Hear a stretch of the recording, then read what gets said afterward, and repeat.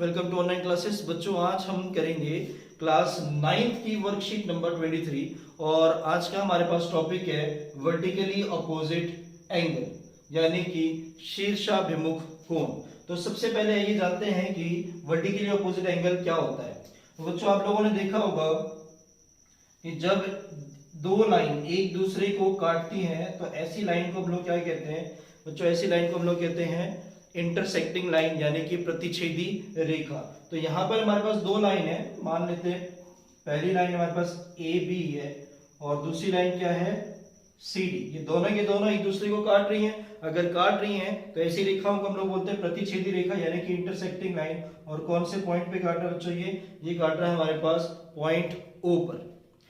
अब इस पॉइंट ओ की वजह से या फिर इन दोनों लाइन के काटने की वजह से यहां पर आपको दिख रहे होंगे चार कोण बन रखे हैं। तो वो जो चार कोण हैं कौन कौन से हैं, एक कोण हमारे पास ये रहा, दूसरा कोण ये, थर्ड और ये फोर्थ। अब इनकी नेमिंग दे देते हैं हम। तो मान लेते हैं कि पहले वाले कोण को मैं इस तरह से एंगल 1 नाम दे रहा हूं और इसको एंगल 2, एंगल 3 और एंगल 4। तो बच्चों यहां पर जो कोण बन रखे हैं ये आमने सामने के जो कोण हैं यानी कि एंगल 1 और एंगल 3, ये दोनों क्या है शीर्षाभिमुख कोण यानी कि वर्टिकली ऑपोजिट एंगल, जो एक दूसरे के बिल्कुल क्या है ऑपोजिट हैं। उसी तरीके से 2 और 4 इन दोनों कोणों को हम क्या बोलेंगे, इनको भी हम लोग बोलेंगे वर्टिकली ऑपोजिट एंगल। फिर यहाँ पर हमें ये शो करना है बच्चों, इस थ्योरम में, यहाँ पर एक थ्योरम करेंगे हम, इस थ्योरम में ये शो करना है हमें कि वर्टिकली ऑपोजिट एंगल्स जो हैं वो इक्वल होते हैं। तो थ्योरम क्या है हमारे पास, prove that the vertically opposite angles are equal यानी कि शीर्षाभिमुख कोण एक बराबर होते हैं, ये हमें सिद्ध करना है। तो थ्योरम लिखने का तरीका आपको बताया था मैंने। सबसे पहले जब थ्योरम हम लोग स्टार्ट करते हैं तो थ्योरम में क्या चीज लिखते हैं हम, जो गिवन मतलब क्या दिया हुआ है हमें। तो क्या दिया हुआ है हमें, हमें दिया है दो लाइन दे रखी है ए बी और सी डी। तो बस लिखेंगे हम लोग lines A B and C D intersect at point O, यानी कि रेखा ए बी और सी डी एक दूसरे को प्रतिच्छेद कर रही है पॉइंट O पर। यही चीज हमें दे रखा है। दूसरी चीज बच्चों हम लोग क्या लिखेंगे, टू प्रूफ यानी कि हमें क्या सिद्ध करना है, जो सिद्ध करना है वो यहां पर लिखेंगे। तो टू प्रूफ यानी कि सिद्ध करना है। क्या सिद्ध करना है, हमें जो आमने सामने के जो कोण है वो बराबर दिखाने हैं, यानी कि एंगल 1 किसके बराबर दिखाना है, एंगल 3 के। एंड दूसरी चीज हमें क्या दिखानी है, एंगल 2 किसके बराबर, एंगल 4 के। तीसरी चीज हम क्या लिखेंगे बच्चों, हम लिखेंगे यहां पर अब प्रूफ। एक और चीज आता है वैसे कंस्ट्रक्शन यानी कि रचना, वो किसी किसी थ्योरम में या फिर किसी किसी क्वेश्चंस में होते हैं। जरूरी नहीं कि हर एक क्वेश्चन में कंस्ट्रक्शन करना पड़े, तो वो क्वेश्चन के अकॉर्डिंगली होता है कि रचना होगी नहीं होगी इसमें। अब इसमें समझते हैं कि इसे हमें प्रूफ कैसे करेंगे यानी कि इसका प्रमाण। अब हमें दिख क्या रहा बच्चों, सी डी और ए बी क्या है, एक लाइन है। तो मैं बात कर रहा हूं सिर्फ पहले ए बी लाइन की बात करता हूं। तो लाइन ए बी यानी कि A O B is a line. A O B क्या है हमारे पास, एक लाइन है। वो मिटा दिया मैंने, यहां पर ए ओ बी क्या है हमारे पास, एक लाइन। अब लाइन का आप लोगों को पता है कि लाइन का जो कोण होता है वो कितना होता है, 180 डिग्री यानी कि स्ट्रेट एंगल जिसे हम लोग कहते हैं। और यहां पर हमें दिख रहा है कि इस लाइन के ऊपर एक रे आ गई है ओ ए यानी कि एक किरण आ गई है, और सॉरी ओ सी। तो उस ओसी ने इस लाइन को क्या कर दिया, दो एंगलों में बांट दिया, दो कोणों में बांट दिया। अब एंगल 1 और एंगल 4 की अगर मैं बात करूं बच्चों, तो एंगल 1 और 4 मिला के क्या बन रहा है, एक स्ट्रेट लाइन बना रहा है। यानी कि इन दोनों कोणों का जो योग होगा वो कितना होगा, 180 डिग्री। और इसे हम क्या कहते हैं, इसे कहते हैं रैखिक युग्म हिंदी में, और इंग्लिश में क्या बोलते हैं इसे, लीनियर पेयर। तो यहां पर लिखा मैंने AOB is a line, therefore angle 1 plus में angle 4 is equals to 180 degree. और रीजन क्या लिखोगे बच्चों, रीजन लिखेंगे हम लोग लीनियर पेयर। लीनियर पेयर यानी कि रैखिक युग्म। हिंदी वाले बच्चे क्या लिखेंगे यहाँ पर, रैखिक युग्म।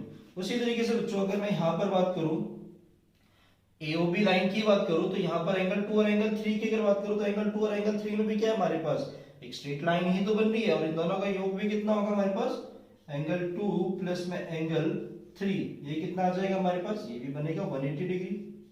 और रीजन क्या होगा इसका, इसका भी वही रीजन, लीनियर पेयर यानी कि रैखिक युग्म। इसको मैंने दे दिया बच्चों पहली इक्वेशन, और इसे दे दिया दूसरी इक्वेशन यानी कि दूसरा समीकरण। अब सिर्फ एओबी थोड़ा एक लाइन थी, सीओडी भी एक लाइन है, तो लाइन सीओडी की बात करूं तो सीओडी सेम वही चीज, COD is a line. COD क्या है हमारे पास, एक लाइन है। अब सीओडी में कौन कौन से एंगल बन रखे हैं, तो एंगल 1 और एंगल 2 की बात करूं तो एंगल 1 प्लस एंगल 2 कितना होगा बच्चों, 180 डिग्री। और इसका रीजन भी क्या होगा, रैखिक युग्म यानी कि लीनियर पेयर। और इसको दे दिया हमने बच्चों थर्ड इक्वेशन, ये आ गया हमारे पास थर्ड इक्वेशन। एक और इक्वेशन बना सकते हैं एंगल 3 प्लस एंगल 4, पर उसकी जरूरत नहीं पड़ेगी, इतने में ही हमारा काम हो जाएगा। अब ध्यान से देखें, चीजों को समझें। अगर मैं बात करूं बच्चों एंगल 1 प्लस में एंगल 4, तो इनका योग कितना है, 180 डिग्री। एंगल 2 प्लस एंगल 3 कितना हमारे पास, 180 डिग्री। और एंगल 1 प्लस एंगल 2 भी कितना है, 180 डिग्री। तीनों में मुझे दिख रहा है कि इन दोनों कोणों का योग, इन दोनों कोणों का योग और इन दोनों कोणों का योग क्या है हमारे पास, 180 डिग्री। तो मैं ये कह सकता हूं कि तीनों आपस में क्या है, बराबर है। तो उसी तरीके से हम लेंगे, और मुझे किससे मतलब है, मुझे ये देखना है कि दोनों में सेम चीज क्या दिख रही है, सेम कोण किस किस में। तो मुझे दिख रहा है एंगल 1 और एंगल 3 की अगर बात करूं बच्चों, तो यहाँ पर एंगल 1 और एंगल 2 क्या है हमारे पास, सेम है। तो मैंने लिखूंगा from first and third equation, from first and third equation यानी कि पहले और तीसरे समीकरण से। तो पहले और तीसरे समीकरण से मैं ये कह सकता हूं कि इन दोनों कोणों का योग 180 डिग्री, इन दोनों कोणों का योग भी 180 डिग्री, यानी कि ये दोनों आपस में क्या है, बराबर। तो एंगल 1 प्लस में एंगल 4 किसके बराबर हो जाएगा बच्चों, एंगल 1 प्लस में एंगल 2 के बराबर। एंगल 1 प्लस में एंगल 2, ये आ गया हमारे पास। अब हमें क्या दिख रहा है, हमें दिख रहा है कि इस वाले साइड में एंगल 1 है और इस वाले साइड भी क्या है हमारे पास, एंगल 1। और दोनों साइड एंगल 1 है, तो एंगल 1 को अगर मैं उधर लेके जाऊंगा तो क्या हो जाएगा, माइनस का एंगल 1 हो जाएगा। पर यहीं पर हम काट सकते हैं, हमने पिछली वीडियो में भी सीखा था, इसको डायरेक्टली काट सकते हैं अगर इनका साइन क्या है बच्चों, सेम हो। साइन क्या होना चाहिए, सेम। अगर साइन सेम है तो मैंने क्या कर दिया, इनको काट दिया, एंगल 1 से एंगल 1 कट गया, क्या बच गया हमारे पास, एंगल 4 इक्वल्स टू एंगल 2। तो ये क्या प्रूफ कर दिया हमने, ये देखो बिल्कुल सेकंड वाला पार्ट आ गया हमारे पास, angle 2 equals to angle 4, hence proved, hence proved. अब उसी तरीके से अगर मैं बात करूं बच्चों कि 1 और 3 को किस तरीके से इक्वल दिखाऊं, तो आपको दिख रहा है कि सेकंड और थर्ड इक्वेशन को अगर मैं लूंगा, यहीं पे ले लेते हैं, इस साइड ले लेते हैं, तो from second and third equation, मतलब सेकेंड और थर्ड इक्वेशन को अगर मैं लूंगा तो यहां पर क्या देखूंगा, एंगल 2 प्लस में एंगल 3 किसके बराबर हो जाएगा, एंगल 1 प्लस में एंगल 2 के बराबर। अब यहां पर क्या सेम दिख रहा है आपको, एंगल 2 इसमें भी है, और मतलब एलएचएस साइड भी है और आरएचएस साइड में एंगल 2 है, तो दोनों का सेम साइज है, क्या साइन है, इसलिए क्या हो गया, कैंसिल आउट हो गया, बच गया हमारे पास एंगल 3 इक्वल्स टू में एंगल 1। तो यही हमें प्रूव करना था। हमने प्रूफ क्या कर दिया बच्चों यहाँ पर कि जो शीर्षाभिमुख कोण होते हैं वो आपस में क्या होते हैं, बराबर होते हैं, यानी कि वर्टिकली ऑपोजिट एंगल आपस में बराबर होते हैं। अब करते हैं इस पे बेस्ड क्वेश्चन, आप तब तक इसे नोट करें। आइए बच्चों करते हैं वर्कशीट का क्वेश्चन एक, इसी थ्योरम पर बेस्ड क्वेश्चन। ये वर्कशीट का है आपका क्वेश्चन नंबर 2, जो बिल्कुल थ्योरम पर बेस्ड है, इसलिए मैंने इस क्वेश्चन को पहले लिया। बच्चों यहाँ पर क्या दे रखा है हमें, पी क्यू और आर एस दो लाइन है, दो रेखा है, वो एक दूसरे को प्रतिच्छेद कर रही है किसी बिंदु पर, उस बिंदु को ओ नाम देते हैं हम।